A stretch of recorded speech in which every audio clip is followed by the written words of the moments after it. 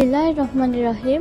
Assalamualaikum warahmatullahi wabarakatuh. Dan salam sejahtera kepada rakan-rakan yang dikasihi kalian. Saya Nur Musfidah Damia, pengawal Pusat Sumber Kolam Menengah Sains Selangor, ingin mengkongsikan kepada anda semua tentang perkara-perkara sunat yang boleh dilakukan ketika bulan Ramadan.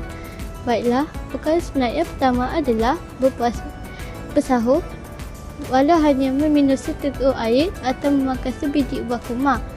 Walaupun agak berat untuk melakukannya, kita digalakkan untuk bersahur supaya mendapat keberkatan daripada Allah SWT.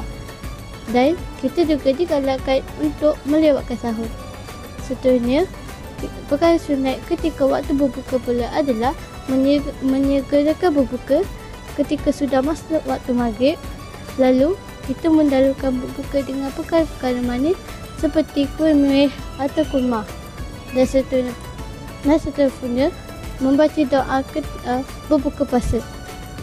Rakan-rakan sekalian, tahukah anda berdoa sebelum waktu buka adalah merupakan waktu doa yang paling mustajab untuk Allah menerima doa kita. Rakan-rakan sekalian,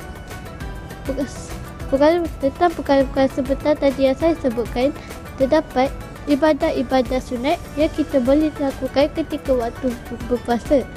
Antaranya ialah membaca Al-Quran, berzikir, berselawat dan berdoa, membanyakkan bersedekah dan solat tarawih dan witir ketika waktu malam.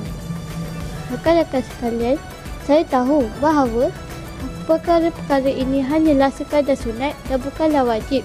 Tetapi, seperti rakan-rakan tahu bahawa setiap amalan yang kita lakukan ketika bulan Ramadan akan dilipat gandakan ganjarannya. Oleh itu, rugilah jika kita meninggalkan perkara-perkara tersebut. Sekian itu sahaja daripada saya. Sekian, terima kasih.